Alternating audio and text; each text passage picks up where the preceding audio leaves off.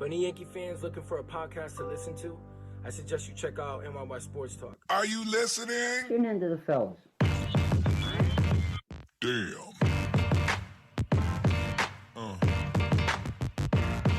Yeah. Yeah. There's no BS, there's no drama. You just feel like you're with the fellas talking baseball. Welcome back. This is episode 228 of the NYYST podcast. I'm your host, Christian. As always, joined by my co-host, Chris. You. And we're less depressed than last week. We are a little. I wouldn't say a little. I would say it's a lot less depressed. The Yankees have just completed a 4-2 week. There's a lot of things to look for. There was a lot of things that you took out of this week that were very encouraging. There's still some things that you don't like that happened with this team. But hey, when we were sitting here last week after getting swept by the Rays to have a 4-2 week, that if they sweep Baltimore, they can go home up, above 500. I mean, that's a pretty good spot to be in right now. They got how many games against Baltimore? They're playing 4 against Baltimore. They got 4. So, yeah, they have to sweep. They got to sweep. I mean, they got to. Right? Can we say that? Is that too much to ask for? Yeah. You know what, dude? 3 out of 4 on the road, I'll take. I'll take. Anybody sweeping anybody 4 on the road is tough to do. So they have to win the series. If they did that, if they do that, they complete a 6-2 road trip. I don't think you can ask for much more. But then they don't go back home. They go back home 1 game under. Right. So and I'll take that. But they left what? They left 5 under. So yeah, and here's the thing too, right? My goal for them, and I just want to go pull up my calendar here. So the last game is on Thursday. They can technically still end April at least at 500.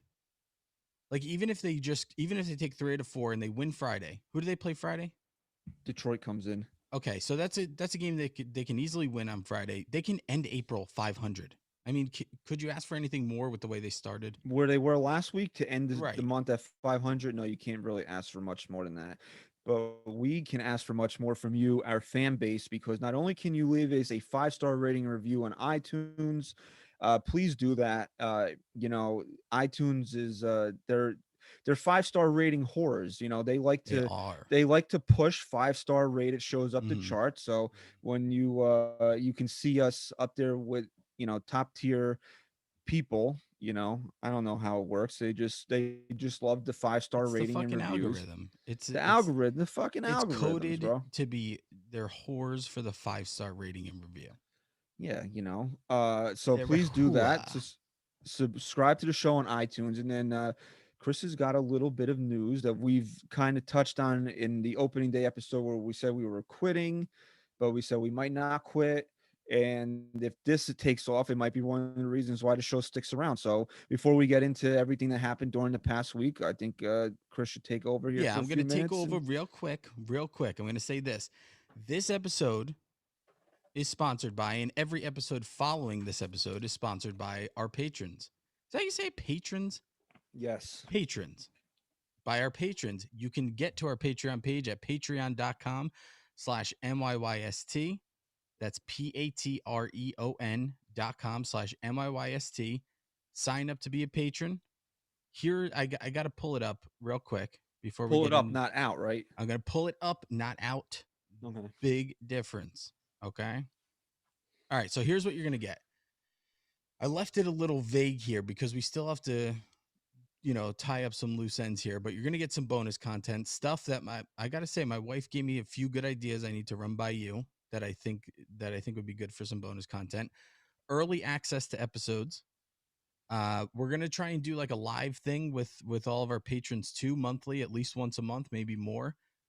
Fan requests. If you're a patron and you start messaging us and want us to hit on certain topics, or maybe even have an idea for a new segment, you're going to get a shout out, which I'm going to get to in a minute. And most importantly, a few of our patrons have taken advantage of this already. 40% off all NYYST merch.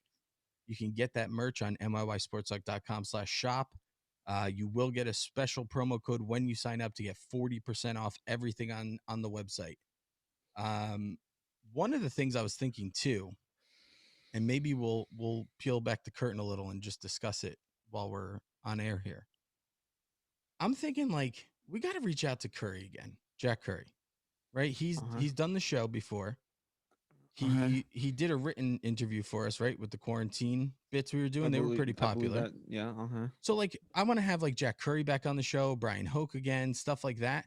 I want our patrons to, if you're going to sign up for our Patreon page, I want our patrons to be able to put in a couple questions they want us to ask some of these big name guests, and we'll choose one or two to ask them. So you get your question answered by guys like Jack Curry, Brian Hoke. Maybe we'll get Lance McCullers back on before the end of the season. Okay, so I've been okay.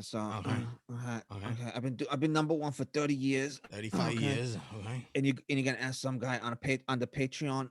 Okay. Okay. So let me get to our shout outs real quick. We got our boy Hunter Larson, new patron, and we just dropped a page the other day. We haven't even released it on the show. We just dropped it on social media. We got Hunter Larson, Nicholas Baresi, big follower of ours. Thank you. This next guy, Dermot Sullivan.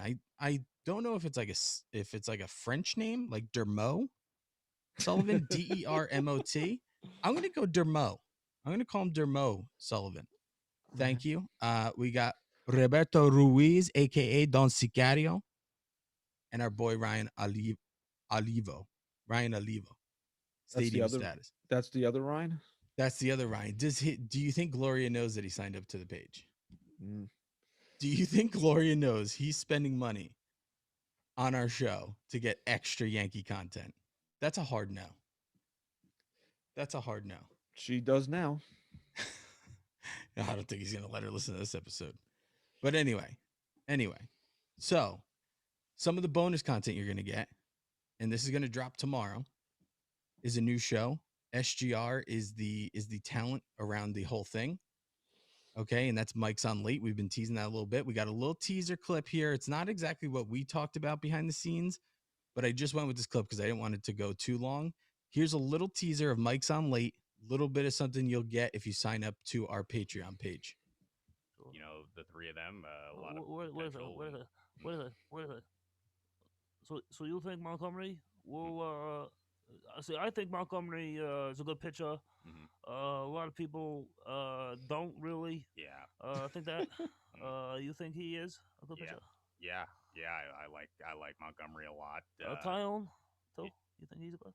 Yeah, love Tyone. And lastly, Kluber. Kluber, you think he's good too? Yeah. Kluber's a great pitcher. Wait a second. Excuse my noodle. Yeah. NYYST presents Mike's on Late with your host Mike Francesca and his sidekick me, John Minko. Weekly only on Patreon. Okay. Yeah. All right. We're on Patreon. Okay. I need the money. All right. All right. My app didn't work. Okay. Okay. You happy now? I've been. So that was obviously Mike Francesa interviewing the Yankee GM Brian Cashman. That's a $SH. And there's a few other segments in there. You got Mike Francesa prank calling people. You got a live band at the end there, and just an all around. It's 10 minutes that will make you, in the Billy Madison, when after they talk, the host of whatever they're doing of the decathlon is just like everyone in the audience is just dumber and stupider, and just really just. Yeah, we've all seen Billy Madison. We know that's pretty much how you'll feel after it, but it'll be so worth every second of your time. It's just that good. So we encourage you to sign up for that. Okay. That's patreon.com/NYYST. Okay. That's the show this week. Thanks for listening. Thanks for listening. So Yankees, like we said, they completed a 4-2 week. I don't know where exactly you want to get started here. The bats came alive a little bit in Cleveland. They started hitting some dingers. So that's always a good thing when the Yankees start hitting home runs. Uh, I don't know if we should really go negative. You want to keep the positivity up, I but don't there's want to go some. negative. I think we should get the less positive out of the way first. And Okay, I know so that both of us are gonna that's gonna surround really the same player. I think at this point, players, but one player in particular. players. Players. There's one player in particular that's standing out for me, and I think we need to discuss in more depth. Yeah, who's that? That's Jameson Taillon. No, that's actually not the guy. I was. I mean, Really? yeah, yeah. No, I mean, we'll get to him, but I mean, if you really wanted to take a deep dive into some of the problems still lingering around with this team, I Oh wasn't yeah, going to yeah, yeah. start there. Listen, I'm not saying that he's the biggest problem. What I'm saying is he's the guy I want to go in a little bit more depth when we get to him, because I think we need to analyze everything that's going on with him and not just be negative Because about him right now. he sucks. No, he does not suck. Uh, yeah. So Yankees hit the road. You know, they split a series with Atlanta. You didn't feel great about the series. We're not going to go too much in detail because honestly, who cares at this point? They split the series. They won 3-1 Monday night. No, Tuesday night. They were off Monday. Tuesday night they won 3-1. The game-winning rally was a bases loaded walk and wild pitch. Right, that's how the other run scored. Yeah. Then they got shut out in game two. Then they hit the road for four. The bats came alive. Roof, Ned, Odor. I mean, the 3 games that the Yankees won, he can argue that he did have the biggest hit in the Thursday's game. He had the tie-breaking hit. He had a big home run Friday night. He had a big home run Saturday night. So you know, even if he doesn't do anything else the rest of the year, the trade kind of has already paid itself Yeah. off. That he's led to 3 straight wins, and then naturally he hits cleanup today, and you know, doesn't really do much. But hey, you know what? It was worth the shot today to stick him in the cleanup spot, considering that he was hot. Yet he come up with 3 big hits leading into the series, you know, into today's game. So I had no problem with that. There was a few things about today's lineup that I didn't love. I didn't like that Hicks. Well, then we learned about Hicks, but I didn't like initially that Hicks was out of the lineup because he had shown a pulse. He hit a couple home runs in this series, and then he's on the bench. And then we found out that he had a fart stuck in his ass and he couldn't play today, Really? which is typical Aaron Hicks, Yeah. that he gets hot, starts showing a pulse, and then he's hurt. Right. Didn't sound like a big deal. Boone said he probably could have used him. Didn't want to, you know, it was a situation like with Urshela the other day. He just wanted to stay away from him and make sure that he was okay. You know, Gio was back in the lineup on Friday. He played. He had a big home run today, although it ended up not meaning anything in the long run. But you know, it's just typical Hicks, man. Like, yeah. And I said this yesterday after he hit the home run to tie the game. I said, you know, it's not like I like Hicks. I never hid the fact that I don't like Hicks, but But you're gonna root I'm for gonna him. I'm gonna root for the guy to perform because I'd rather the Yankees win with him performing than me being able to go on Twitter and be like, "See, I told you Aaron Hicks sucks." You know, because that doesn't really benefit me or benefit anybody that roots for the Yankees. You know, and it's just like a lot of things. It's something that I wish a lot of fans would adopt. It's just like you can hate everybody, but it's still better when the player that you hate performs well because he's going to help the team win. Well, I got a few things on my brain right now. The But first like I thing was I'll just saying, you okay. go, you go. Sorry, But cut I you was off. just You go. I was just saying though, it's like you start to see why the Yankees like Hicks, and then he get back tightness, whatever it is. He might be in the lineup again tomorrow. You don't know, but it's like every time He you doesn't even start give you a to chance to like him. right. That's really what it comes down to. The first thing I'll say is this: my uncle Jimmy listens to every episode almost, and he texted me the other day, and he's cute. I just got to say that. And Your he uncle. yeah, he's cute. Okay. And he texted me the He's other actually your day. wife's uncle. We need to clarify that before. He's more my uncle at this point. But he's blood related to your wife. So Yes. we do have to clarify that. You're calling the man Correct. that you're calling your uncle cute. So we Right. need to just let everybody know that True. it's one thing and not the other. True. He said to me the other day, and sometimes he does it just to get under, just to trigger me. He knows how easily I'm triggered. Triggered like a Stacy. Yeah. And he said, Giancarlo Stanton sucks, right? He's always strikeout or home run. And I'll just say this, and I got to give Sterling credit, even though I know Sterling wasn't the one who came up with it. It was someone in the booth. he said today before the game, do you know what he's pacing out to? Let's just put aside his average. He's not here to hit for a high average. Do you know Yeah, what? but he also can't hit 180. Okay, that's fair. That's fair. But do you know what he's on pace for this year? I didn't actually look at it, but I'm sure you'll And it tell might me. be before this game, obviously, but he's on pace for 40 home runs and 112 RBIs. Okay. Would you not take that? I'm pretty sure that's what you're paying him for. Yeah, and it's easy to say he sucks because he's a frustrating player sometimes when he's cold, but Uncle Jim, he's pretty good. He's pretty good. Now, you want to say a couple other players suck that I'm sure we'll get to. I will agree with you. But Giancarlo Stanton, man, this guy gets such a bad fucking rap. It's like, I understand hating Hicks. I understand being completely done with Frazier and being frustrated with some of these other guys, but Stanton, man, we got to get over the fact that he's going to strike out a lot. And we got to look at what he's doing. Does he have to put the ball in play more? Yes, especially because of how hard he hits the ball. But I mean, he's come through in some pretty big spots too. Let's not downplay what he's done so far this year. Look, he had 2 absolute fucking piss missiles. If Thursday someone night. caught those, their hand's broken. I'm telling you right now. The first one especially that was just like a fucking seed that he hit out there. You know how the kids in Little League now, they wear like the chest guards? Right. If one of those people were wearing that chest guard, it would have went right fucking through it, right through their whole body. So, yeah, so he had 2 home runs on Thursday night, and then even though I think he only had a single today, but I've been liking his approach at the plate a lot more. Is that he's trying to take the ball the other way. Yes. He's trying to find that hole in between first and second base, and that's when you become a good hitter. And one of the other points I wanted to get to before I say what I want to say about Rougned Odor, is that I got to give Boone credit too, because you don't have an offense that's clicking, and unlike other years where it's just kind of throwing out the same guys over and over, he has changed things up, and he made a change that I think will stick and should stick for the rest of the year. And he finally did it, and I don't know why it took this long, but I really like Stanton batting before Judge. I really do. I think Stanton's going to do a lot more damage there, and Judge is more capable of not having as much protection behind him and still getting hot. Yeah, he's awful right now.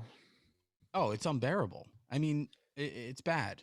It's bad. You know, he's 3 for whatever it is. He's not hitting the ball, but Kay and the broadcast today is like, but he's got 8 walks in there. That's great. I don't care about Aaron Judge's on base percentage. No. I know. Look, yeah, I just heard a whole bunch of analytics nerds die. I literally heard them fall on the floor and die right there.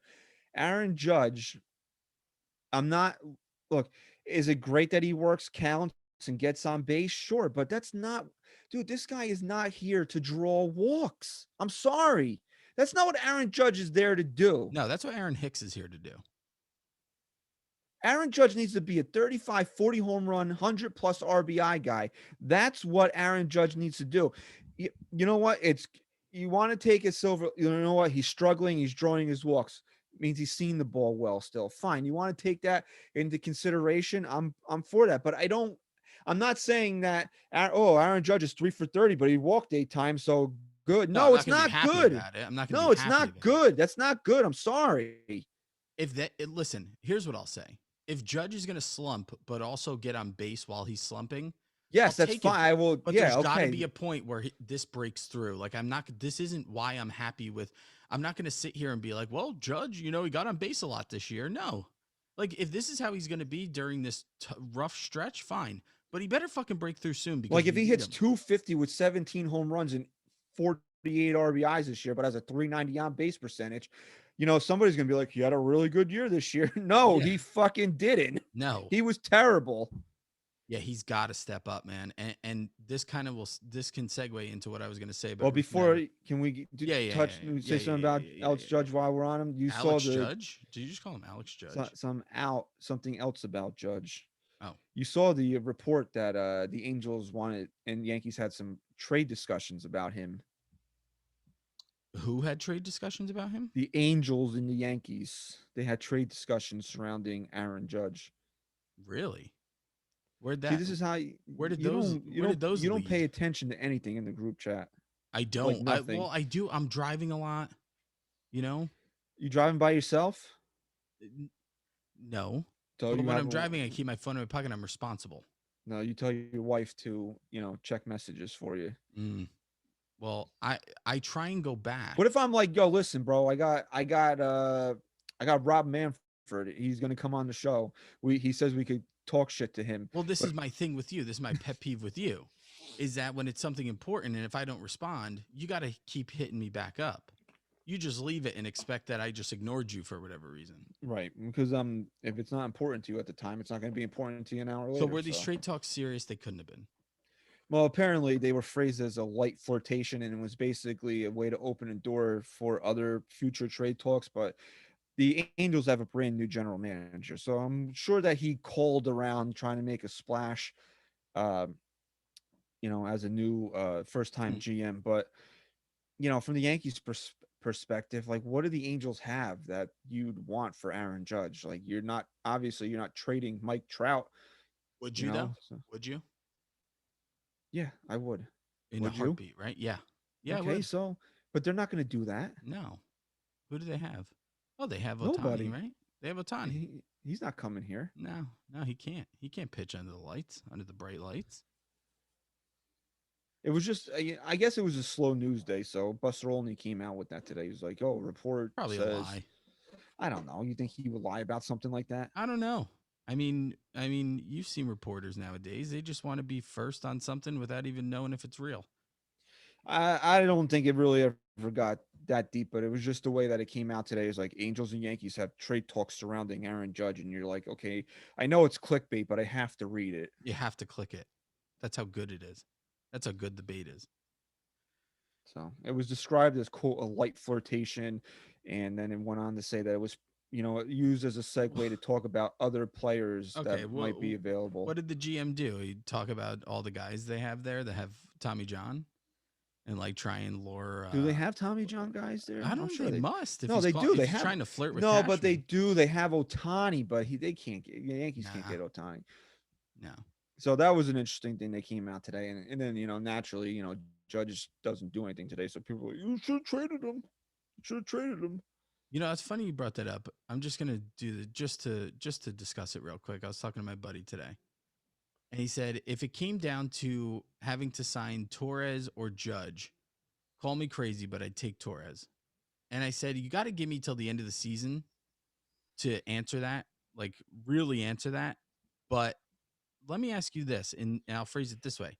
If Torres has a breakthrough MVP type year and Judge just continues to either get hurt or just really just not produce, and it came down to one of the two guys, who are you taking?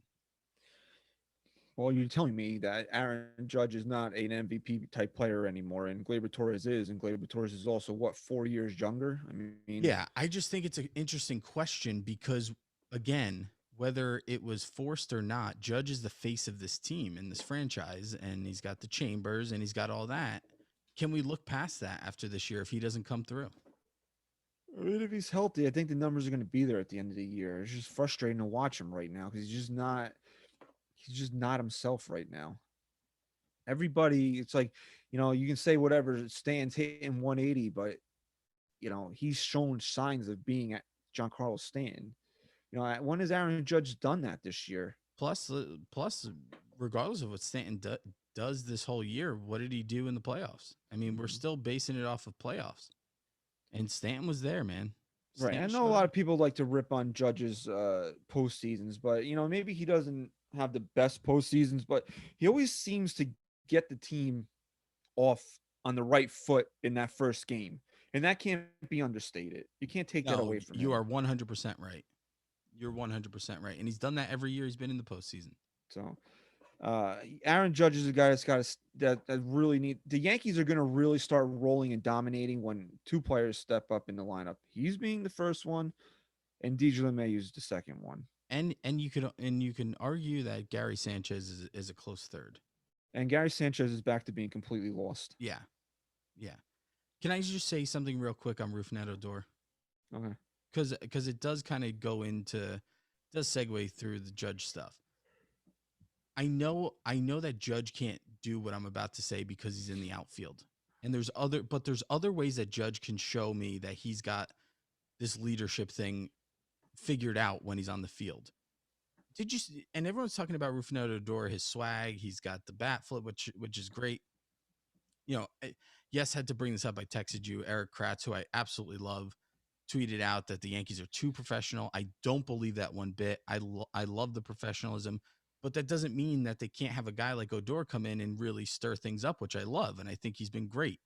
But there's one thing that Rougned Odor has done beyond, the home runs and stuff like that, that I noticed the other night that we haven't had a guy do really in a long time, and that was take a second when Justin Wilson was having some issues. No, that game was teetering right there. Go out onto the mound, settle him down. Maybe he saw a couple things he was doing. Maybe he was tipping a pitch, something like that. He settled him down, and he took leadership there. And that's something that a Yankee hasn't done, whether it's Judge or anyone else, that I've seen in a really, really long time. And that can't go understood. You can't stress enough how important that is. And that just goes back to Judge of like, he hasn't been healthy to stay on the field and lead on the field. But even when he is healthy, I don't see him doing much on the bench. Like, and that sounds stupid, but look at what Garrett Cole does every single game. Every time they're zooming in on Garrett Cole on the bench, what's he doing? Is he just sitting there doing nothing? He's drinking coffee. He's drinking coffee. He throws a fat dippy in, but he's talking to these guys. He's trying to be a leader. And you see Odor do that on the field, and you see I just don't see Judge doing that. Okay, Is that unfair? Whatever. I don't care. Lead by what you do. What you're. But he's not doing anything on the field. Okay. He's not leading by example on the field because he's not producing. Okay, so that's what he needs to do. I don't care about all that other rah-rah shit. Did Derek Jeter ever do any of that? Yes. No, he really was. He was more. Jeter took control of the game when he was on the field if he had to. And it's a different situation now. He's a shortstop, and Aaron Judge is a right fielder. That's what I said wasn't fair. But I'll even put some blame on Brett Gardner here, being the veteran of the team. Like when this team's shitting the bed and Judge comes out and says something stupid. I don't have the quote verbatim, but it was like, we're lacking the intensity. What? Like that's what you show up for. And like, I don't see these guys trying to get everyone riled up on the bench. That's the part of me that I'm going to feed into the crazies on the internet that says this team is lacking intensity when they were losing. Now, of course, I said this last week and I'll say it again. Chemistry and all that stuff follows winning. You got to win first, and then all that other stuff kind of comes out. I mean, this past weekend, now the Yankees, they magically care about baseball now because they won a few games. Well, yeah, you're being sarcastic, but yes, I mean that's what it comes down to. You start to break out of it, and this is what I talk about all the time. Where you don't worry about a team struggling when they haven't found themselves yet. You worry about a team struggling after they found themselves, they start to hit a stride, and then they completely regress. Well, now the Yankees are on an upswing here, and you need to watch them. You need to see them continue that, and they have the perfect 2 series to do that right now, back to back, to really just fucking dominate. They should come out of these next 7 games with 2 losses, maximum 2. Yeah. Right. Okay. And what if they go 5-2, they're what, 14 and 14? They're 9-12 right now. They're 9-12. If they go, they'll still put them at 500 for right. Am I doing that right? So we're anticipating them taking 3 out of 4 against Baltimore. So that'll put them at 12 and 13. So then if they take 2 out of 3 from Detroit, 14 then and 14. they'll be 14 and 14. So when they hit. When Houston hits the Bronx on May 4th, the Yankees should be a 500 baseball team. They should be resetting at that point. At that point, you take the first month, you throw it out. They played as piss poor as they possibly could have played, and they finished 500 in the first month of the year. I think you signed for that, considering Absolutely. how bad they were leading into this past week. So it really comes down to when Houston comes in on May 4th, where are the Yankees? If they're 500 or better, then you're feeling pretty good that this team has turned the corner, as Aaron Boone likes to say, and they're ready to really take off. And maybe they're maybe a little bit of this too. We are going to start banging. Okay. So if Houston comes in and they're under 500, then did the Yankees really take care of business? The answer is no, because that means that they lost They either lost one of these series or they tied in Baltimore, which you can't have. You can't tie a series. You can't split a series in Baltimore. You can't do it. 4 games, I understand, but come on, you're gonna have Garrett Cole going into one of these games. You mean that should be one that you put in your pocket, and then you just look at it as you got to take 2 out of 3. I mean, the Orioles are throwing fucking Matt Harvey tomorrow. Seriously? Yeah, he's good. Dark Knight. I mean, he's not. I mean, the Dark Knight. I mean, what are we talking about here? He's not. He's not Christian Bale Batman. He's like you went to the party store and they didn't have any fucking Batman costumes left, so they rented you like a. Yeah. I don't even know. They're like here. This is black. Wear this, dummy. I'm not wearing hockey pants. And then and then it's like the Dark Knight if he just fucking gives up to the Joker, and then goes homeless, and then fucking still walks around with fucking shaking a can with a beard. He can't even shave his face, and he tells people he's fucking Batman. That's really what Matt Harvey is at this point. He's like the fat guy that wears the hockey pads. That's what Matt Harvey is in that opening scene there. Right. Well, it's not the opening scene, but when Batman first shows up in the movie there. But anyway, what were we just talking about? I don't know. Aaron Judge. Yeah. I don't know. Are we done with Aaron Judge? Are we done talking about him, or are we done loving him? I don't know. Both. I can't. I gotta say, man, I'm definitely not done loving him, obviously, but I'm getting to a point where all the fun stuff surrounding Judge isn't holding its weight anymore for me. Where I'm not like making excuses for him anymore. But does he? I mean, a lot of that stuff. I mean, like he doesn't ask for it. He doesn't ask for it. He I didn't say walk it's up there. unfair. I know. He didn't walk into Randy Levine's office and be like, "Hey, put some fucking chambers out there for me." I hope he didn't. I hope he didn't. I'm sure you could find out for sure. I could definitely find out actually. But like, and I'm not saying I always say this. I say it's not fair to the guy. He didn't ask for this. The Yankees forced it on him. But you know what? He's good enough to live up to it. So it's time to live up to it. And I'm not letting that distract me from what he's really doing anymore. I'm not letting it's almost like, I feel like it's almost like, you're supposed to love him, right? Like, you're supposed to love him. He's the guy. He's your guy. But like, I'm not letting that distract me anymore from what he actually has to do. When he's healthy, he's never not performed on the field. Agreed. So is he allowed to slump an entire month? Absolutely. I absolutely, to start the year, especially, yes. But now it's time to Baltimore. Look, this Baltimore series is very big for this offense, because if this offense needs to pound. They need to score 40 fucking runs in this series. I'm not saying that to be an asshole or to throw some big. They need to average 10 runs a game in this series. They really do. I'm being serious. If you really want to get the fans behind you and feel that you're back and you're back to being the Yankees, you absolutely have to destroy the Orioles pitching in Camden Yards. This has to be the catalyst for the offense right now. No questions asked. And I'm glad you brought that up, because I was looking at the standings earlier. And out of all the things the Yankees have done so far this year, this is by far the most disgusting to me. Okay? How good has this pitching staff been? Really? No, even the starters, even when the starters have had a tough day, the bullpen has picked them up to make them overall a great pitching staff right now. They've only allowed 83 runs. 83. And I'm looking here, that's like third best in the American League. But here's where I'm just absolutely disgusted. They've only scored 75.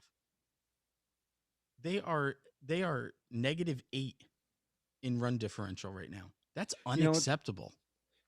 It's weird. I was just looking at the pitching matchups for Baltimore, because we were saying Garrett Cole's pitching one of these games. He's not listed as a starter in any of the games against Baltimore. Because they're doing this push. Isn't Davey pitching tomorrow? Right, but still, I thought the whole deal was to keep Cole on his day. I don't know, man, but I gotta say, I really dislike it.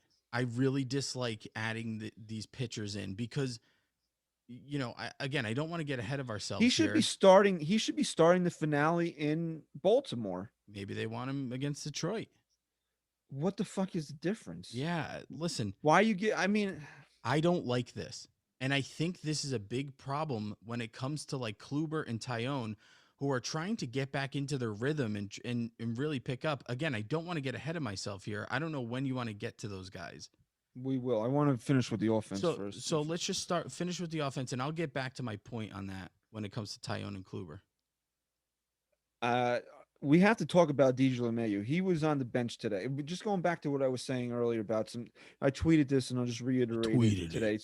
Some notes that I had on the lineup today. Frazier was on the bench. You know what, dude? Fucking keep him there. Honestly, yeah, I know he said that, and he pinch hit for Gardner late in the game, and he drew a walk, and he said he's seen the ball better. Whatever. I don't really care right now. We've always been Clint supporters on this show, but the kid is completely lost at the plate. I know there's a lot of guys lost at the plate, but he's and we always said, why does Clint pay? Because you want to know why Clint pays? Because there's people to take his spot. He's never made himself invaluable. He's an expendable guy still. And you want to know what? Let Mike Tauchman get a run here. Let Mike Tauchman get a run through Baltimore and see what it is. Yeah, can I bring up something with Frazier that really bothers me? And you know, one of our fans on Facebook messaged me, John. He's a good follower of ours, and he wanted me to bring up, like, when do you get to the point where you start, like, a lot of it is always the players, right? The coaches are there pretty much just to take the brunt of everything when it gets bad enough. And like, when do the coaches have to kind of be held accountable for this bullshit? And I'm starting to really get to the point where Marcus Timms' job needs to be on the line here, because there's small things that I'm seeing that I just don't understand. And Paul O'Neill was bringing it up too. Like, look at Frazier's front foot. Would you do that for me? It's fucking like he's going to break his leg. I know what it is. And do you see what that's doing to a guy who has the fastest bat speed in baseball? Probably. It's completely, he's going against his body at that point. Why are we not making adjustments? And like, look at Gleyber Torres. I'm someone who wasn't even a good hitter, but I'm sitting here watching him swing, and I'm picking apart 10 different things that he's doing wrong. First of all, he's dropping his back shoulder on every pitch low and away, and it's making him drop his bat, and his bat's coming around the ball when it's not supposed to be. It's so long. He can't get a good piece of any. Why is Marcus Timms not making these adjustments? Why can I see that? Why can Paul O'Neill see that from 1,000 miles away watching on a TV screen? But these adjustments aren't being made. Clint Frazier's front foot, anyone who's listening who hasn't actually noticed it, it's unbelievable how a guy could even say he feels comfortable. I do want to make a correct. I think I mentioned that Stanton hit 2 home runs on Thursday. He wasn't in the lineup on Thursday. He played Fridays when he hit those home runs, because I just like to be correct about those types of things. Wrong. Yeah, I don't know, man. Like, when do we get to the point though? Like, let's just say April finishes. You're not going to fire. I mean, they're starting to play a little. Yeah, I mean, and you want to take a look at it then. You're not going to do it now. They didn't do it when Cashman had his press conference on, what was it, Monday, when he had the press conference, and really didn't say much of anything. Yeah. I mean, if they didn't make a change then, now they're playing a little bit better. You're not going to make one now. Yeah, and what the hell was I just going to say? Damn it. I forget what the hell I was going to say. I don't know. Oh, that's what I was going to say. Correct me if I'm wrong, but Marcus Timms is the only hitting coach now, right? They had 2 for a while, but I believe it's just Marcus Timms now. I'll take your word for it. I didn't really keep. I know PJ Piliteri was there for a while as like assistant coach. I believe it's just Timms now. I'll look it up, but regardless, if the Yankees continue down this path of scoring runs, finding ways to win, and whatever, and like we said, they kind of reset their season after April. They go out, they attack the Astros, and they start to get back on top and on a winning pace. Then it's all fine and dandy. But I think if you're in the middle of May and they still haven't hit that stride, you really have to take it into consideration.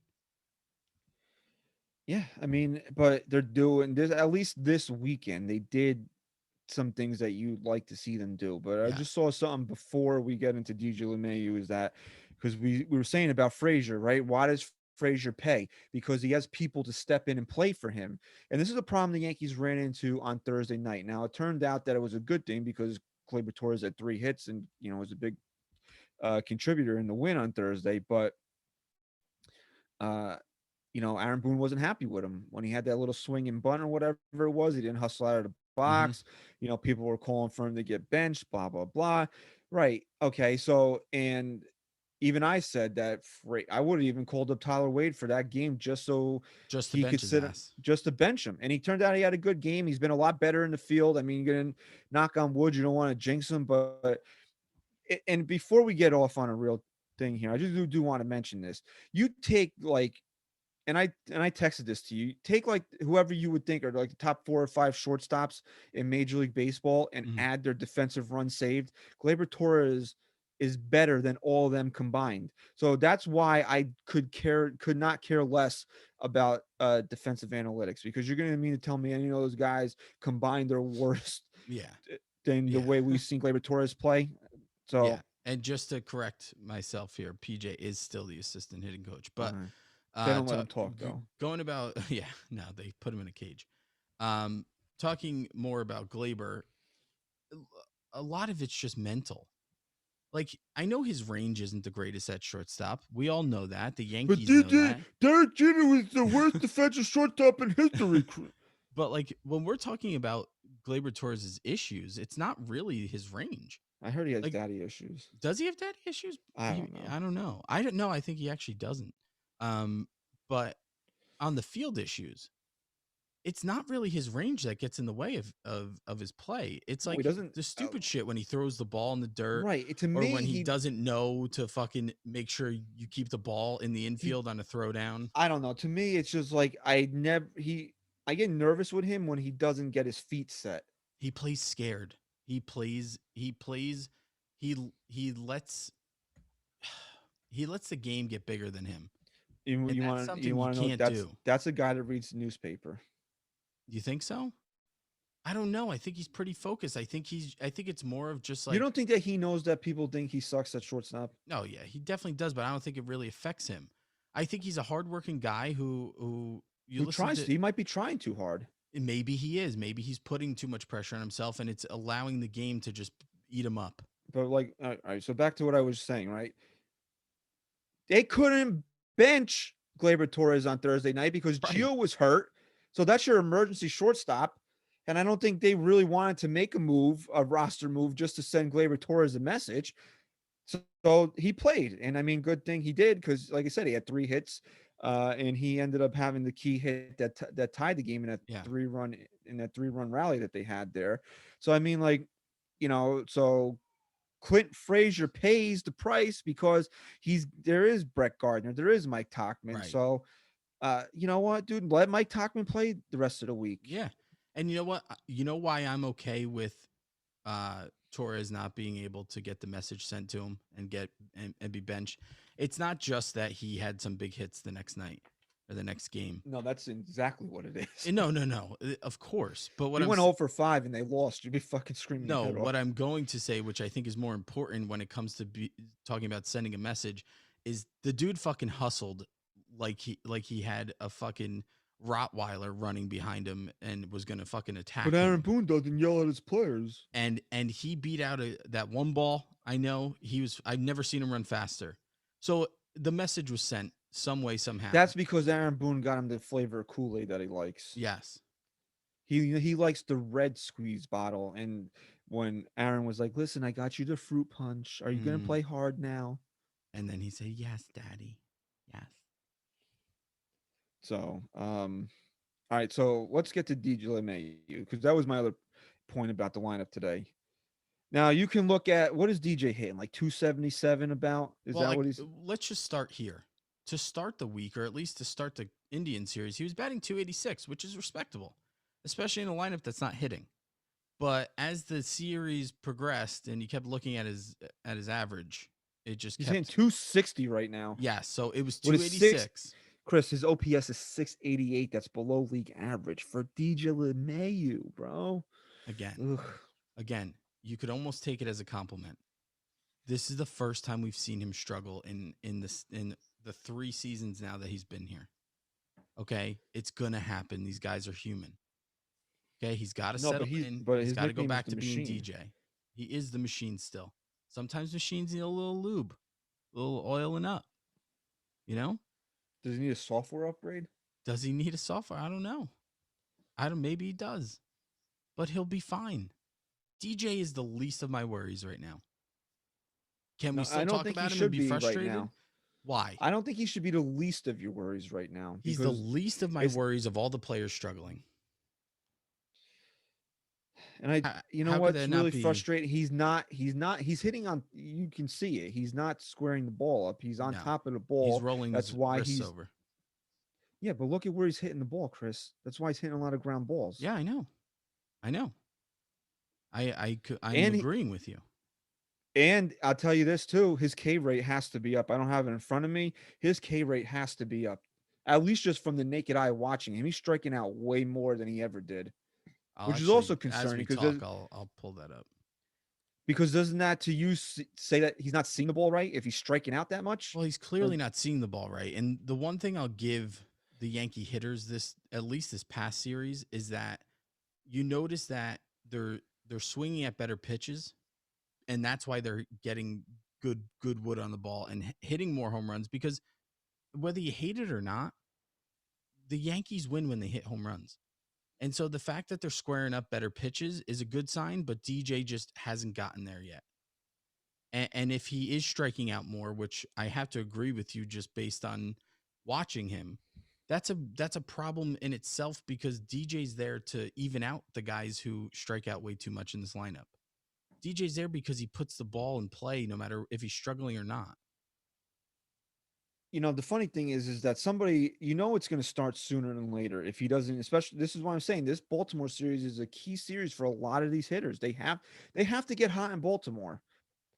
And if DJ comes home and hitting 245, the fans are going to turn on him. You hate to say it, it's going to happen.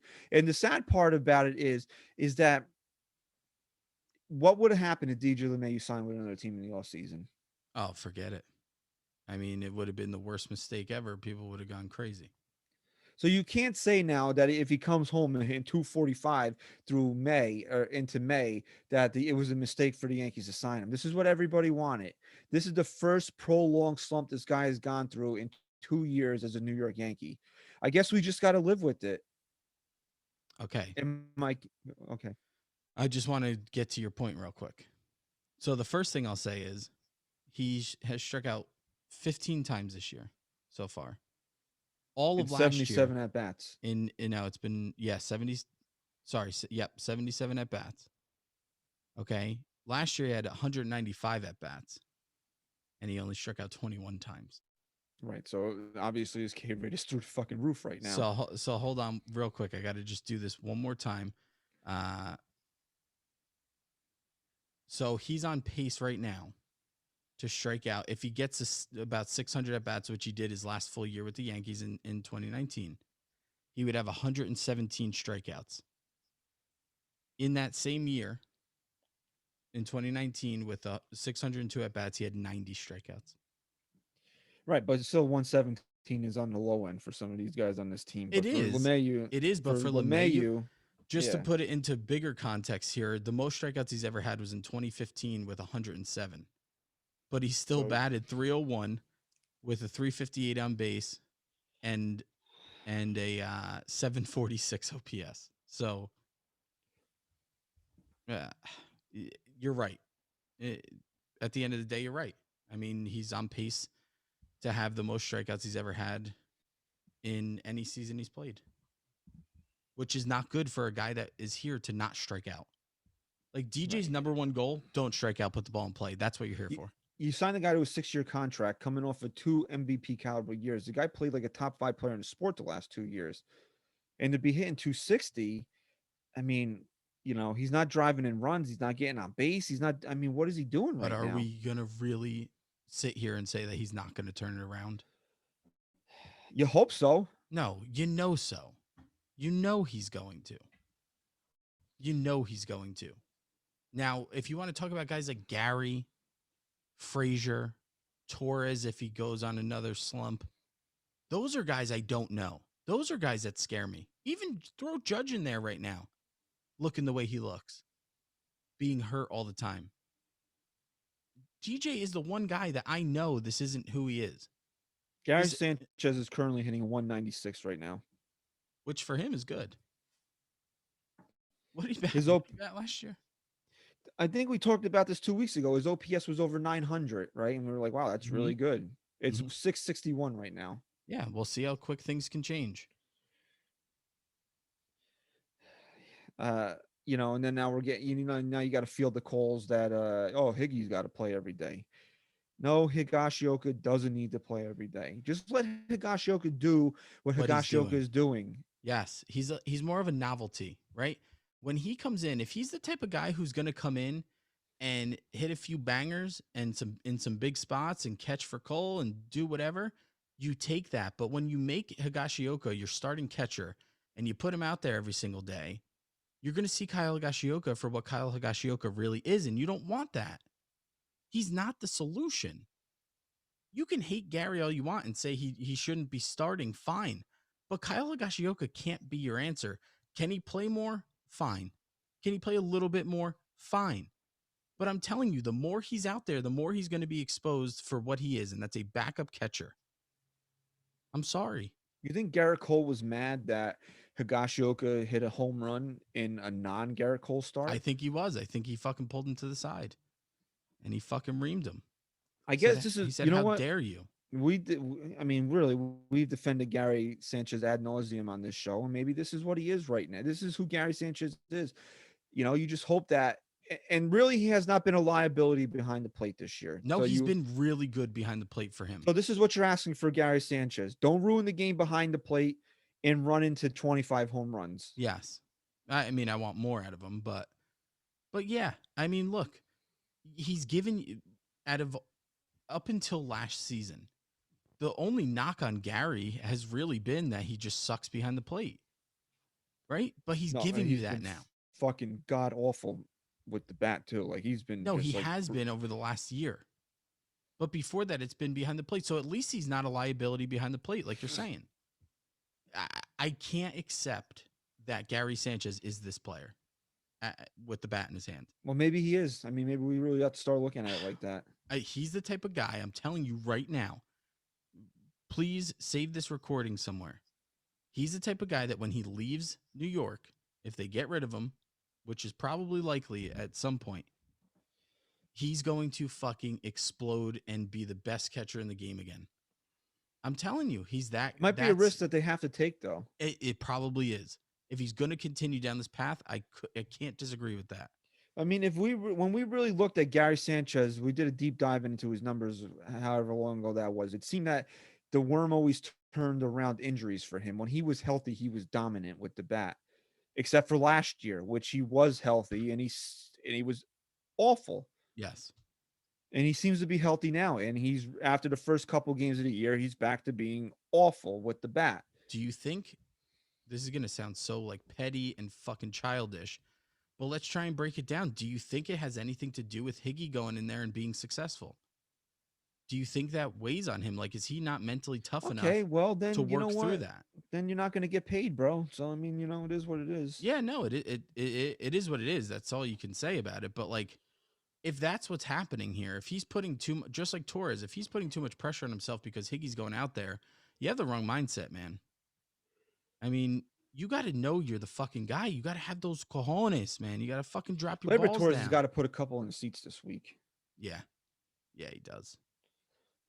We're going to keep going back to that. It's going to be a common theme. They need to have a huge offensive series this year. I want one game of like 14 runs. That's what I'm saying. Like they got when we break down the series, because they're playing a 1:00 game on Thursday, so we can do a show Thursday night. Yep.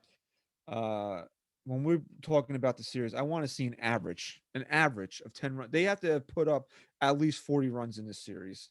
I like that. That's a fucking high bar to set, but I think it's reasonable. And I didn't see John Means listed as a pitcher in any one of these games. So you can't tell me that the Yankees can't smack around this pitching staff. They don't even have a fucking pitching staff. No, they just wake up other than Means, they just fucking wake up and pick names out of a hat. And No, they but just John Means fucking is really good. no, he's good. I said outside of him, they don't have anyone. They don't have fucking anyone.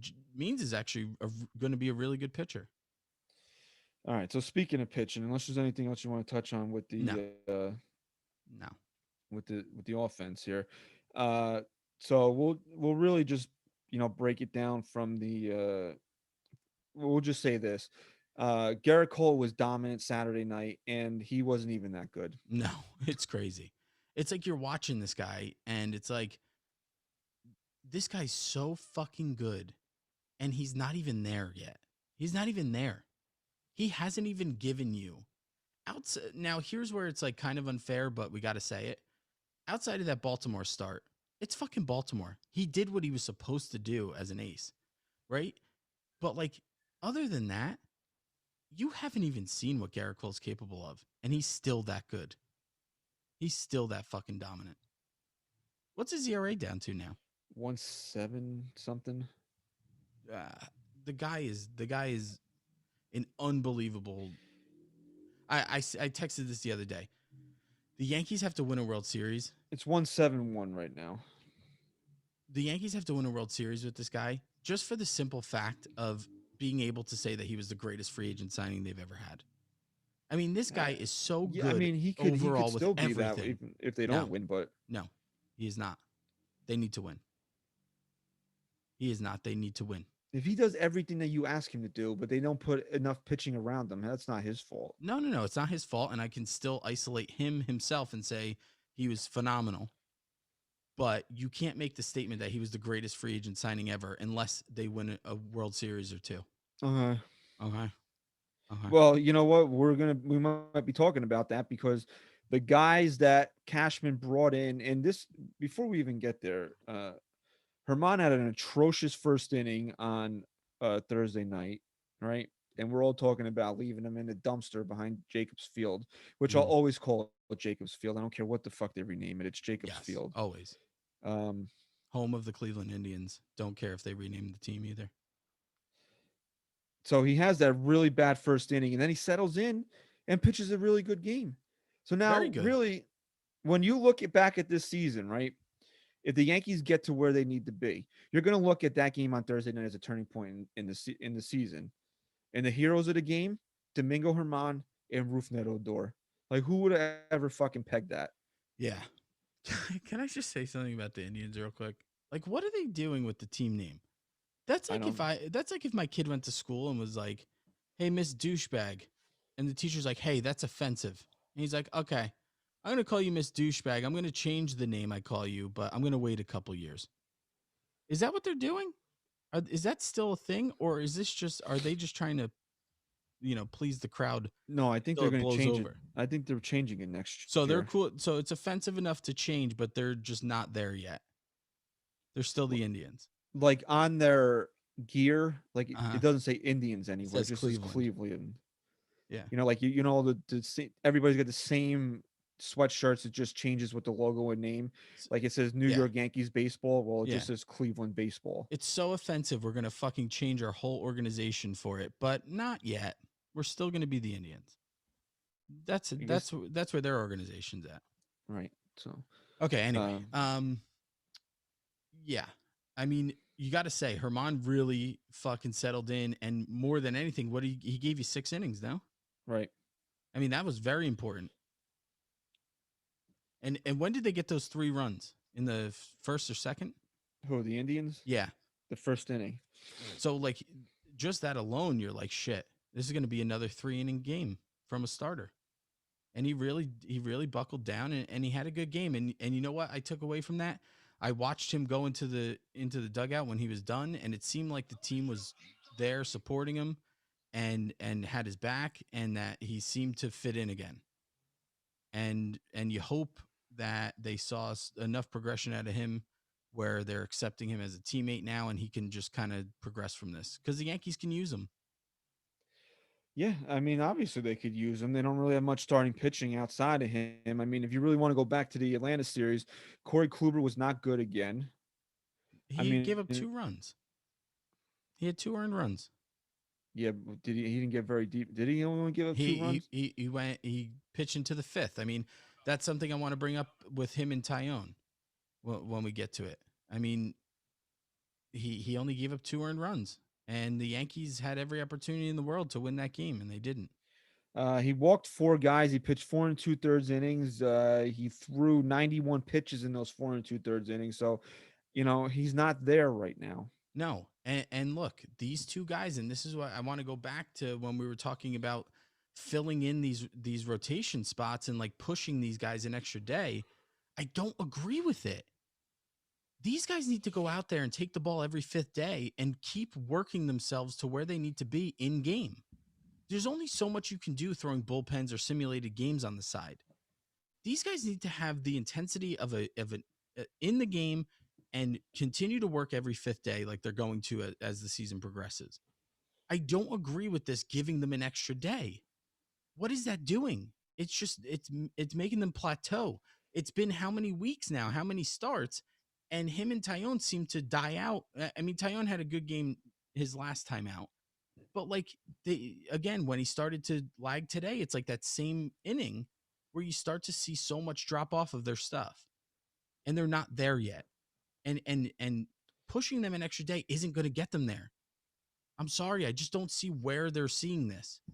Where's the evidence that this is good? I mean, these guys haven't pitched in 2 years, so I guess they don't want to rush them. They want to take a steady approach. This way they're hitting their peak later in the season. I don't know. And I'm not disagreeing with that. I agree with you. That's what they're doing. My point is, where's the evidence that they're looking at that says the way to do this is by skipping them so that they're not taking the ball and building up their necessarily endurance? They're skipping them. They're just putting an extra day in between their starts. That's what I'm saying. No, skipping them is like they don't pitch in 10 days. Yeah, no, that's right. You know what I mean. Okay. Where's the evidence? Show me the evidence that that's what works. I don't know. Have we ever had a pitching staff that had 2 guys in it that hadn't pitched in 2 years? No. Okay, so I mean, technically 3 if you want to count Herman. What about when Sevy comes back? That'll be 4. That'll be 4. Will it pan out? I still am very hopeful. So you're looking at Kluber, who you want to talk about Kluber and Tyone. Even today, which I'll mention this later on, is that even today, where he did a piss poor job, Tyone, you saw the stuff was there. Right. I have not seen the stuff there with Corey Kluber. I disagree. I could go back to his first start. The stuff was filthy. It was filthy. It really was. The stuff has not been there nearly as consistently as Tyone stuff has been there. He's not, I can come away with it, watching Tyone pitch saying when he gets his feet under him, yes, I'll be confident that he could be a really good pitcher. Outside of that first start, he's regressed into me. Corey Kluber has regressed. I have not come away confident that at any point this year he'll be okay. So can you agree with me to a point, at least with Corey Kluber, that maybe with a veteran like that, with a guy who's been doing this for so long at such a high level, that maybe giving him that extra day isn't working for him? That maybe he needs to be a guy who goes out there and keeps progressing instead of babying him and putting a guy in between when he starts and pushing him off a day? Isn't that going to happen enough with off days? No, but I guess. But here's the thing. Now we're almost through the first month of the season. Your 2 big acquisitions have not distinguished themselves. No, but I didn't expect them to this early on. But you don't feel great about either one of them. I feel very good about Tyone, man. I really do. I wouldn't use very yet. I said I feel good about him. I don't feel confident at all about Corey Kluber right now. He might be washed. That's how bad he's been in my eyes. Nah, I don't think so. I don't think he's been that bad, man. But you know what? It goes back to Herman right now, of like why it's so important for him to get his shit together and to pitch the way he did after giving up your those 3 rotation. runs. I mean, look, dude, you can't be, massaging egos and feelings here. If Davy Garcia is going to pitch well tomorrow. He's got to stay in the rotation. Michael King should get a fucking start here. He's proven that I mean, it's been 9 innings, but he hasn't allowed a run in 9 innings. No, I got to say, I'm so happy that Davy's getting a shot Monday. But at the same time, I hate to do this because of how much I love that Davy's starting. Michael King's got to get the ball here. I mean, the guy's earned it. He really has. If you're going to put a guy in between these guys at this point, make it Michael King. At least give him one start. I mean, come on. And then you're not even using him. The problem with Michael King starting is that you can't trust any of these guys outside of Cole to get past the 5th inning. So you might need Mike King to come in and eat 4 or 5 innings so you don't When's the burn last your time he's bullpen. pitched? When's the last time he's pitched and had to do that? He did it. He did it in A week and a half ago. And when did he? When Yeah, a was week the, and a half the ago. opener game? Yeah. Okay. So, but again, outside of Herman start and Garrett Cole, who's giving you length in this rotation? Yeah. Even but what I'm Montgomery saying is didn't they're get not in through using the them. They're going to Nick Nelson. They're going to Nick Nelson, who was, by the What way. did the Yankees tell Nick Nelson today? They told him to go down to the fucking alternate site where you. No, they told him something else though. They told him something else. Did they? Was Yes. it more like? Get the fuck out! He looks like the dude from fucking Breaking Bad. Right. He man. looks like fucking Todd. A lot of people. He looks like said that. Todd from Breaking Bad. Look, we said this that when we were, leading into the season, the Yankees wanted one of these guys to fucking step up. Jonathan Loizaga, who Unreal. he's J-Lo now. He's J-Lo. Thank you. He's J-Lo. He's J-Lo. That will catch on. And it started here. Don't It get it twisted. The Yankees are going with Low. Oh, are you kidding me? Yeah, they're going with Low. That's because they don't want to piss A-Rod off. Right. Actually, they don't care. He's not part of the organization anymore. They don't care. Mm. So we said one of these two guys, the Yankees needed one of these two guys to step up. Nelson and Loizaga. J-Lo is fucking closing games when Aroldis Chapman is unavailable. 4 outs, nonetheless. And Nick Nelson has to get a fucking job busting tables at Denny's in Scranton now. Yeah. So that's how that's working out. Good. And look, if you don't throw strikes, you're useless. Like we talked about this. We had heard scouts raving about Nelson stuff in spring training. That's great. He can't fucking throw strikes. He does have good stuff. When he's on, he's great stuff. When has he been on this year? But he hasn't been on. Other than I'll go back to the game, one of the games where the imaginary runner was on second in extra innings and he gave up that one hit to the wall. Other than that, he got out of the inning and he looked good. But yeah, I mean, he just hasn't had it. He can't be the guy. And, it's so funny. You just know when the Yankees have prospects that they really don't care that much about. Like whenever the Yankees care about a guy, it's either because they genuinely think he's great or they just want his value to stay great. But like Nick Nelson's one of the in-betweeners where he's definitely not ready to be in the major leagues. But they're like, fuck it, we're just going to throw him up here and he'll open a couple games and come in when we're down 2. And we'll just show the league how fucking he'll be another one. He'll be another one of the lost Knicks that they had in the bullpen, like Nick Rumblebro and Nick Rumblebro, Nick Goody, and then Nick Nelson. Nick Nelson, yeah. So I mean, I was talking about this earlier today. Is that well, I forgot. I completely fucking forgot now. Nick Nelson. Loizaga, right? Yeah. What do we always say about Loizaga? Stuff is nasty. Can't throw strikes. Nasty. He's throwing strikes. Doesn't it look like right? It looks like he figured it out. I mean, is it going to take 2 or 3 years for Nick Nelson to figure it out? Like it took 2 or 3 years for Jonathan Loizaga to figure it out? I don't know if we even have to wait 3 years at this point. We're not. When Loizaga first came up, we had the time to wait. Right? That's where it worked out for him. Like Nick Nelson, you can't give me something now. Fuck it. Either rot in the minors or we'll trade you at some point in some bullshit package. Right? But Jonathan Loizaga, like you said, we've always said his stuff. He's got that fucking powerful fastball. And he just hasn't been able to put it all together until this year. He had one, I don't even know if I want to say bad outing. He got knocked around a little bit. And I was like, fuck, I really hope this isn't him regressing back to what he was. But man, he stepped up the last couple times now and he's back to where he was to start the year. So we knew with Zach Britton being out, one of those two guys are going to have to step up and fill big innings. And J Lo is he did it. I mean, you got to tip your cap to the guy and say he did it. He's the one that has stepped up, and now Nick Nelson is going to, he's back in Scranton. Well, here's where I'm going to fight for. Here's where I'm going to fight for Mike King to get a start here, as we get closer to Britton coming back. Which, do we have a timeline on that? Probably still I know closer to Voigt June. hopefully within the next week or two, but closer to June. So here's where I'm going to fight for Mike King to get a start. When Britton comes back into this bullpen, don't forget Jonathan Loizaga was a starting pitcher. He was a starter. Okay?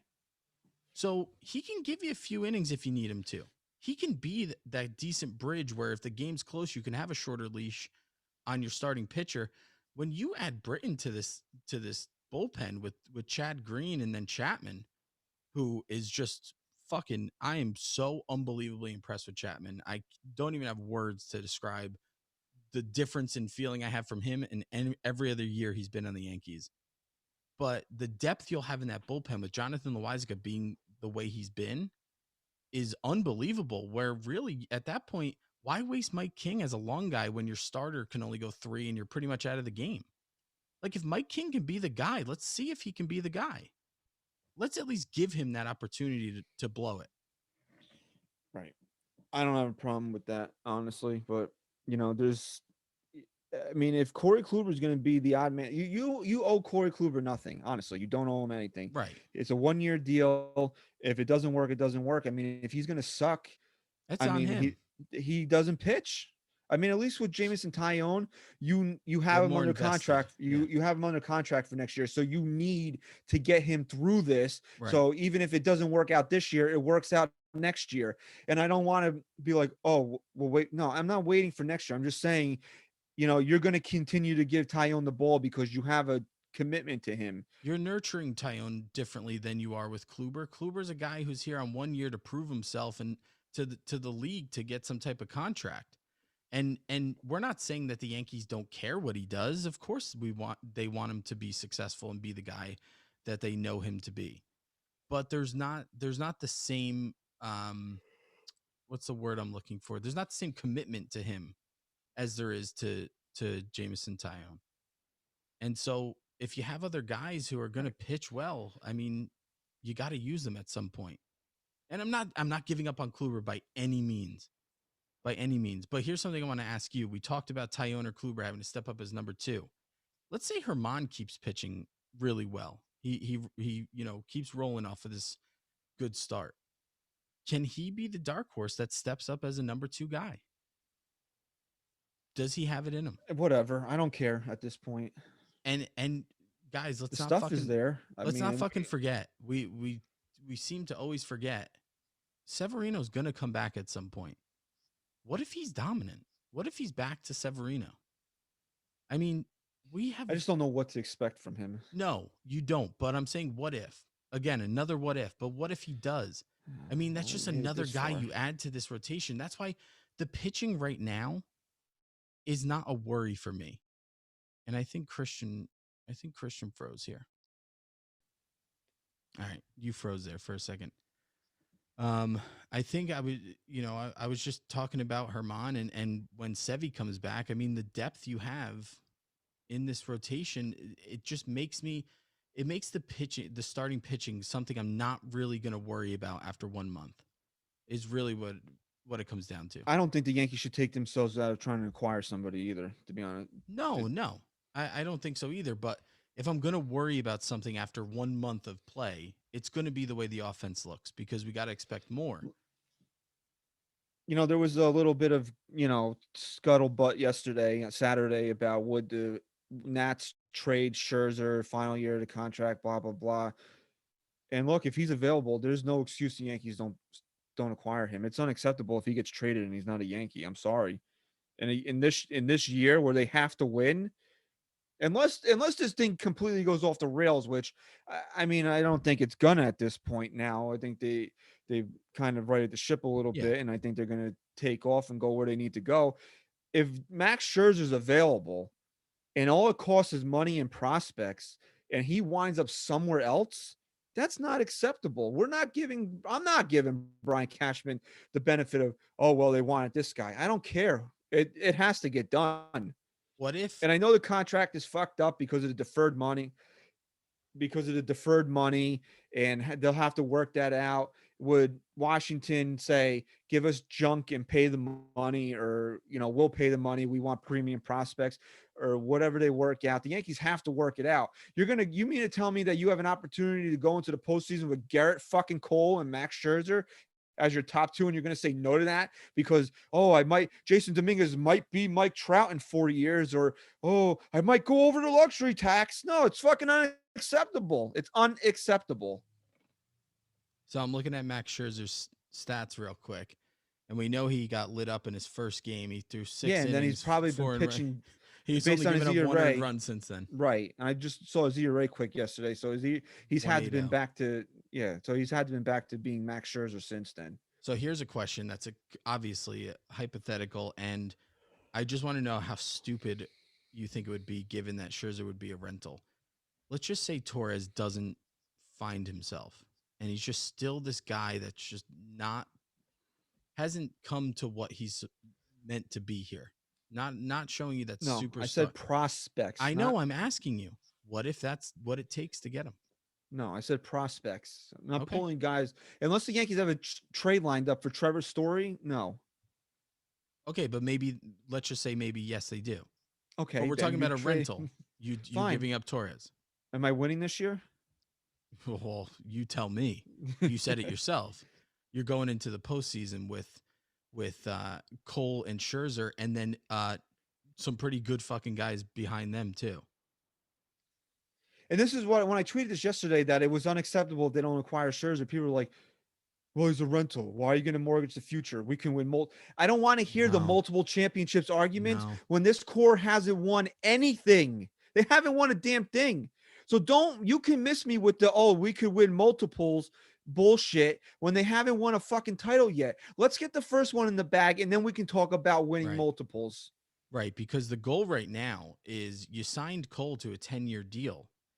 Right, the goal is you got to get one under your belt here, and then you hope that if you do have to give away your future a little bit to get that one under your belt, that you still have enough time to build back a team where Cole is still, somewhat dominant, and you can still leverage him and win another in the future. Chris, anybody that I would trade in this potential deal with Max Scherzer wouldn't affect the team for 2 or 3 years anyway. Right. So why do I care at this point? They're pointless. It's like they were never born. You ever see It's a Wonderful Life? No. It's like they were never fucking born.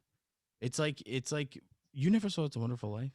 No, I don't do. It's like when he goes back and he sees life without Except him. For Clerks. That's one of my favorite movies. Yeah. It's like when he goes back and sees what life would be if he wasn't born and everything's miserable. Well, guess what? I know what it's about. If these guys went back and saw what life was like if they weren't born, it'd be a fucking World Series championship for the Yankees. So it's worth it. They are nothing. They mean nothing to this team. You cannot, especially with a guy like Scherzer. If you're talking about some bullshit like when the Yankees were going to make some bullshit trade for Robbie Ray a couple years ago, or Stroman, that's different. We're talking about Max Scherzer, man. That's on a different level. And speaking of a different level, and again, for some people that listen to the show, don't follow me on Twitter. Follow me on Twitter, don't listen to the show. So I'll get it out here both. It's a little public service announcement. Jacob deGrom is the best pitcher in Major League Baseball. If your opinion is anything other than that, it's not a credible one. Look, and that's not a knock on Garrett Cole. No. Garrett Cole is the second best pitcher in baseball. And guess what? I'm okay with that because he's still fucking great. Yeah, Jacob deGrom. Like some guy was he's just on a different planet. His ERA is 0.3 right now. 0.3. He's given up less runs than he has produced for his team. He's got 2 RBIs and allowed 1 earned run. That's insane. And he still has a loss on the year, by the way. Right. So yesterday or whenever he started, was it Friday night he started? He was just basically like, fuck this. I got to do this myself. I'll do it. I'll drive in the run. It's great. But people are like arguing with me yesterday today, like, oh, he pitches in the National League. So Well, I What said, does that have to do? What does I that have to said do that with to you. anything? I said that to you too. I wasn't trying to not. I said I would love to see him pitch in the American League, just to see how dominant he would still be. And I was like, what do you think would happen? You're like, I don't know. His ERA would go from 0.35 to 0.59, maybe. Like, that's how good he is. It transcends over both leagues. It doesn't matter. I think they say your ERA fluctuates about a half run when you change leagues, and it goes up in the American League. So what? His ERA would be 0.8 right now. So that's like some type of. So that means that he sucks if he goes to the American League. He's still the fucking best pitcher in the world by a margin. I don't want to say a big margin. No, it's a big margin, Christian. You know, And that's not a knock on Cole. Cole's phenomenal. Cole's in the. I mean, you got to put Jacob DeGrom 1. So when I said, when you see these lists come out of people that are supposed experts and they don't put Jacob DeGrom number 1, I mean, are they embarrassed, or is their own stupidity? Yeah. You know, is that you being that stupid? You don't even know. You don't even know how to be or embarrassed, when right? to be embarrassed. You just don't have the social capacity at that point in your brain. But like, here's something too. First of all, haven't the Mets lost 2 games that he's pitched? I think they lost 2 so far that he's pitched, and he's only given up 1 earned run. That's one thing. It's criminal. It's like, criminal. It's criminal. It's wild. But here's another thing. I tweeted this out, and you saw it in Garrett Cole's eyes the other night pitching against Shane Bieber. This is not a knock on Shane Bieber. He's a great pitcher. I really think as he continues to pitch in this league, he's just going to get better. But you saw a little chip on Garrett Cole's shoulder pitching against him the other night, and he was fucking locked in. He was fired up because a lot of these professionals and analytic guys and guys on MLB Network and all that, a lot of them had Shane Bieber ahead of him. Shane Bieber is the best pitcher in baseball. So I mean, these lists. Okay. Do not think for a second Garrett Cole doesn't have that in the back of his mind to say, let me show you who's the better pitcher here. And that's why he's a competitor. That's why he's the guy who needs to be on the mound when this team wins their 28th championship. Guy goes 1 run over 7 innings, strikes out 11, which from your ace you'd sign for every time out. And to a man, he'll tell you that he didn't pitch that well yesterday. He really didn't. I mean, he was great. And if us watching the game can tell that he was struggling with his control. He was in a lot of deep counts, and he still dominated the game. That wasn't even near the best that we'll see Garrett Cole pitch this year. Yep. That's how good he is. And That's Jacob DeGrom is, and to show you how good Jacob DeGrom is better than that. And that's not a knock on Garrett Cole. Yankee fans need to understand, like, oh, Garrett, we have to defend Garrett Cole. First of all, assholes, the guy had slump last year. You wanted to run him out of town and call him a bust, but now somebody's better than him, and now you got to defend him. So let's just relax. Sometimes somebody's better, and it's not a knock. Like, we got the second best pitcher in baseball. That's good. That's great. I'm okay with that. He's in a different league, so it doesn't matter. And they're getting closer to being lined up together. Like, they're a day off. Like, they have to. 9/11. They have to face each other. Are we going to that game? I have to go to that game. I don't care what I have to pay. I don't care. I have to be there. You know, I have to be there, and the fucking capacity bullshit limits better be lifted by then. They're also, I didn't even realize this, they're playing at Yankee Stadium on 4th of July weekend too. So they got two big weekends covered, the Yankees and Mets. Let's just close our eyes for a second and think about a Subway Series where Jacob DeGrom and Garrett Cole line up. Just because Jacob DeGrom is on a different planet, that doesn't mean that Garrett Cole can't go fucking toe to toe with him, and you wouldn't see a fucking scoreless game through 7 or 8. I mean, that's how good Garrett Cole is. It's just a matter of it's really the consistency out of DeGrom that it's unrealistic at this point. There's another thing somebody said, well, he's good now. Well, what, when he's fucking 40, he won't be good anymore? Yeah, like, I mean, that's what happens, people. There's something that Garrett Cole's doing this year that I'm not going to mention because I don't want to ruin it, but he's been a lot better at this. Post opening day. Yes. He's been a lot better at this. And you know what? I almost texted you about it. And again, I won't jinx it. I almost texted you about it in the 2-1 win because it was that time when I wanted to text you and say, okay, here's his test. Here's his first test of it after opening day. And he fucking came through, man. and he's been much better with it. So the only other thing we got some fan comments to read, and then the only other thing I want to say here, because the show's running a little bit long, but this is good though. Like last week, we couldn't wait to get the fuck out of here. Right. And now at least this week, they're winning. We want to talk about the games. We want to talk about the players. It's much more enjoyable. And again, anybody that wants us to sit here and break down games, it's not what we're here to do. We talked about that. People might be new to the show, and it's like, well, they hadn't recorded in a week, so why didn't they break down the Braves game? Because nobody fucking cares. Yeah, like you watched it. If you're that much of a fan that you're listening to the show, you watched it. We just need to talk about the overall, I don't know, structure of this team and how they're performing. There's certain we might break down the Days game a little bit more because it's fresher in everybody's minds. Right. But for the most part, we're looking big picture how the team's playing. Certain players like we've been doing. Like we're not gonna sit here and say, well, how come Aaron Boone didn't bunt in the 6th inning on Wednesday? Like why didn't he do that? Huh? Right. Well, who cares? No one cares. We're past that now. But here's one thing that really bothered me today. Yankees jump out to a 3-0 lead. They go back to back with Gio and Homer Simpson hit a couple of home runs. First back to back of the season, by the way. Right. It was a shock. I was shocked. I almost died. I was trying to get my daughter to take a nap, and I almost dropped her on the fucking floor because Mike Ford didn't hit a lazy pop up and saw Mike Ford back to the dugout with his dumb mustache. Like, please shave that. I kind of like it. You know what? If he's going to hit home runs, he can keep it. But if he's going to not hit home runs, it has to go. Yeah. Before you get to your point, I just want to say real quick, I'm glad that Jay Bruce retired because as much as we can't stand Mike Ford and we don't take him seriously, I do like this team. Without Luke Voit right now, I like this team structured better with Mike Ford. Right. We'll have to discuss this at a later date when we're closer to getting Voit back. But, I mean, it's going to be interesting to see. I mean, especially if Odor's going to take this leadership role and get hot and contribute to wins, what's going to happen when Luke Voit comes back? Mm-hmm. But here's right. You're feeling good. Yankees going for the sweep, 3-0. And then Jameson Taillon allows the first 4 batters to fucking score and the game's over. Yeah. That's unacceptable. I agree. I'm sorry. You have to be better than that. If you're going to lose the game, you're going to give up 4 runs over 4 innings, whatever. It's baseball. We'll take it. You're working back. You haven't pitched in 2 years. You showed you had good stuff. We're looking for things to build on.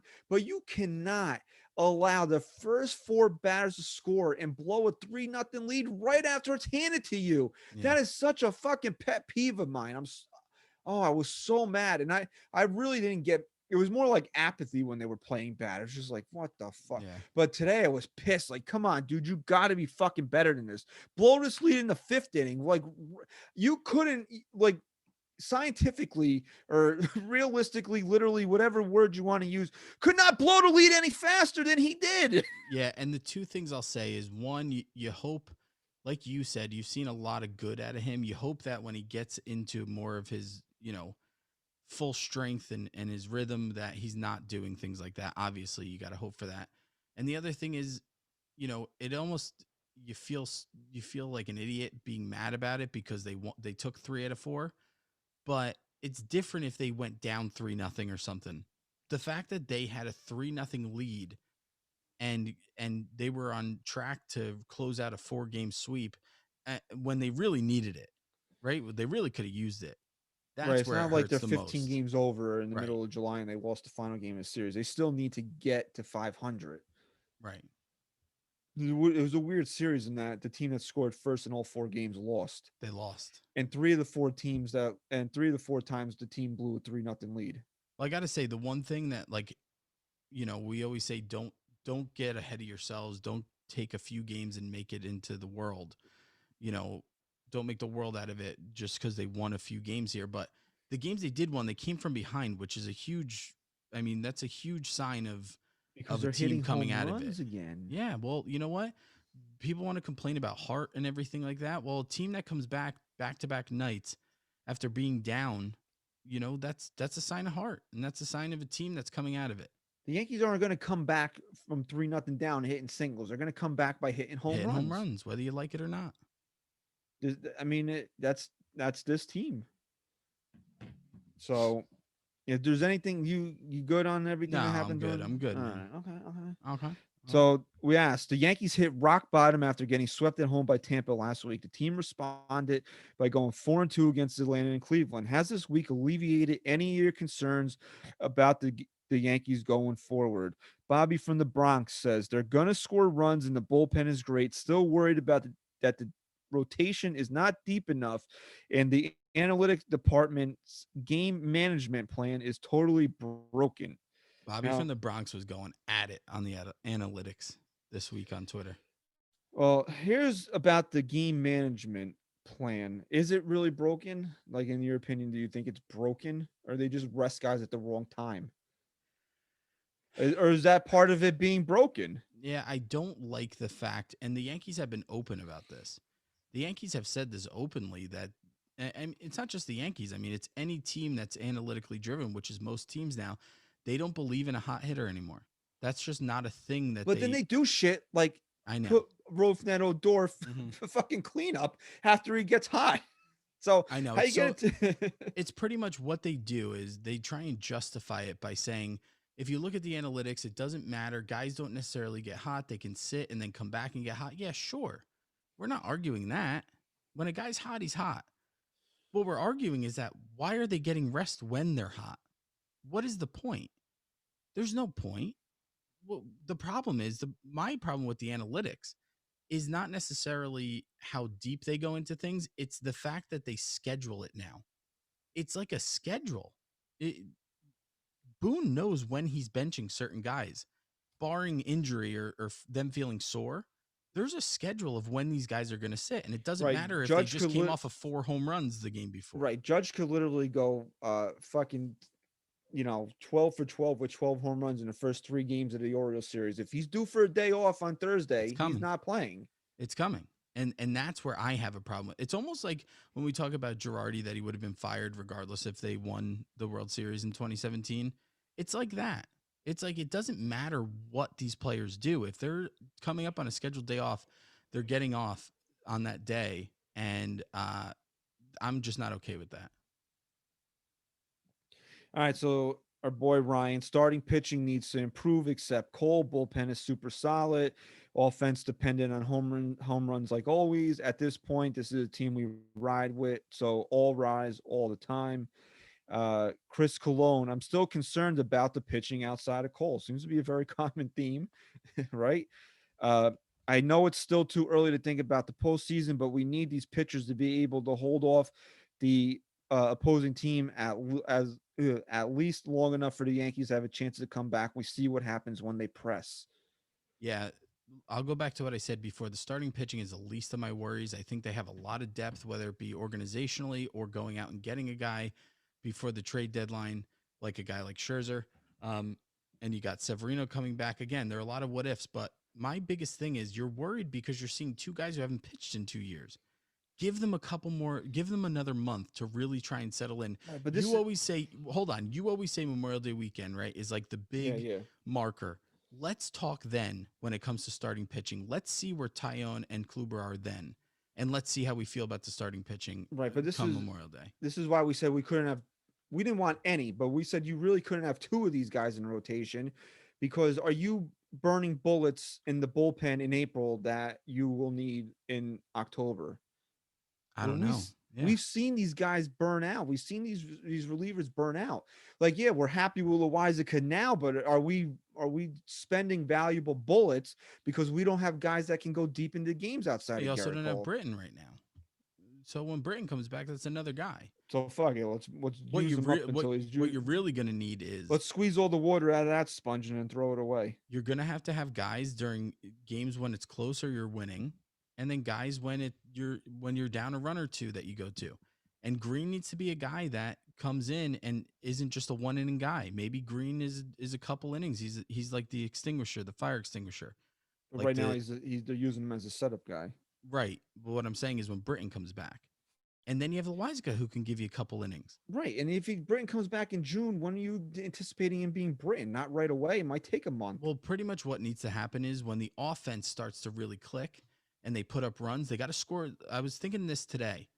The Yankees really, because of how good this bullpen is, I know this sounds stupid and like kind of like a duh statement, but they got to try and score early and often. They got to get to a point where when that fifth inning rolls around, you don't have to necessarily be going to your big bullets, where maybe if the starter starts to, lose his stuff a little bit, where you can go to Nick Nelsons of the world and try and get you through a few innings. The Yankees haven't gotten there yet. Every game's been tight that they've won. Yeah, I know a lot of people had a problem. I know some people, now I wouldn't say a lot, had a problem with Tyone coming out after the fourth inning. I really didn't. I mean, he labored through the fourth inning. No, you had to pull him. He threw 82 pitches, which is right about where they want him right now. The problem that made it look really bad is that Nick Nelson sucks. Right. But then NYYST comes in and he's pitching to a .77 ERA. So maybe the mistake wasn't taking Tyone out of the game. It was not going to Cessa at that point. But again, they didn't score. I mean, you hate to nitpick certain things, but it seems like maybe that like Boone is still just kind of like not 100% with that stuff. Yeah, that's where his biggest flaw is. We'll read two more here. I'm only reading this one because his @ is Twitchy Mo. Nice. And he says that starting pitching is still a problem, but the offense does seem to be waking up. And the last one, I'm only reading this because we got to go negative, right? Our numbers were high. Our numbers were high last week because we went negative. Yep. So we got to throw this in here. Plus his @ is Fire Cashman. So I mean, like, you just know what he's going to say here. So very rational. Yeah, it's going to be very, very rational. He writes 0. This team will always win about 95 games just on home runs alone and tanking teams from June on and still lose in the American League Division Series. The pitching is a dumpster fire and the bullpen will be shot by August. Their lineup is too inconsistent. How many games did they win in 2019?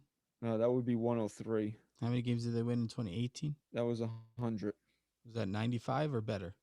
Now that I wasn't a math major and I had to cheat to graduate college in my math courses, but I'm still pretty sure that 100 is more than 95. Yes. Okay. So here's the only thing you could say. They need a number 2 to step up. We've said it from the beginning, and it will be the common theme of the entire season. They will make the postseason. If the Yankees don't make the postseason, it's been the biggest catastrophe we've ever seen in our lifetime. On a baseball and then field. You will get what you want, Brian Cashman, and then hopefully they will be fired, and then I will agree with you. They will make the postseason, and from there you hope you have that number 2. And I promise you, if that happens, a real number 2, this team rides it all the way through to the World Series. Okay. So another little piece of news before we wrap up here is that Miguel Andujar was activated off the injured list, but he was optioned to the alternate site. Mm-hmm. Do you see him being an option at any point to come up here and maybe spark the offense a little bit? No. I mean, where? Exactly where? I mean, you just said it 2 minutes ago. You have a guy in Rougned Odor who's not going to give you the world here. He's not gonna bat 300, but he's got that pop. He's got that fire that you're not even going to know where to put him when Luke Voigt comes back. You're telling me you're going to bring up a guy in Miguel Andujar who they've completely given up on after he had what we would all say is a Rookie of the Year season when he first came up. So where's he going to go now? Are you going to start him at DH? I'll tell you what, he might be the piece that puts that the Nationals take for Scherzer. Fine, go ahead. See ya. And if that's the case, you leave him down, right? You leave him down and you say, look at what this guy can do. Miguel Andujar is not in my future plans. He's just not. So no, unfortunately, he's not. I really liked him. Not at third base, but I liked him, when he hit his stride at the plate. Right. So it's unfortunate. And, Clint Frazier might be the same type of guy, but, it is what it is at this point. It is what it is. So that'll wrap up episode 282. Can't believe we're 228, right? 282. Jesus Christ. It feels like we've done almost 300 of these. Mm-hmm. Are we going to get to 300, you think? Or let's do it. Let's make that a goal. All right. So that'll wrap up episode 228 of the NYYST podcast. We'll take a quick look ahead here. As we've been mentioning all throughout the show, the Yankees will be in Baltimore Monday through Thursday. for a 4-game series against the Orioles. Anything less than 3 wins is unacceptable. They have to go out here and at least win 3 friggin' games here. Davy Garcia will make his 2021 debut Monday night against Matt Harvey. Then Tuesday night, it's going to be Corey Kluber against Bruce Zimmerman. There's like 40 Zimmermans in Major League Baseball. Big start for Kluber, by the way. Oh, absolutely. He's got to be representative in that start. If there's a time where he can really kind of just get some confidence and show you who he plans to be this year, it's against the Orioles on Tuesday night. Orioles big pitching matchup on Wednesday night. It's Herman against TBD. So we'll see if Herman can back up his strong start in Cleveland. And then to wrap up the series, it's a 105 game. All Monday through Wednesday are 7:05, 105 on Thursday because it's a getaway day. It's Montgomery versus, let's bring this up here, Jorge Lopez in a sexy 8.15 ERA. So, I mean, tells you enough right there. I'm a little bit surprised that Garrett Cole's not starting in this series. He would be on turn to pitch the final game on Thursday. So, the Yankees said they were going to keep him on turn. I guess it looks like maybe they are going to give him an extra day here, but we'll see. I'd rather, honestly, probably wouldn't be able to watch the game Thursday anyway. So, you don't want to miss a Garrett Cole start. So selfishly, maybe it's better he pitches on Friday. Yeah. And again, thank you to the patrons who have signed up so far. Go to patreon.com/NYYST to support the show and for some exclusive content and material throughout the season. All right. So follow us at NYY Sports Talk. Thank you for listening to episode 228. Chris, say goodbye. Peace.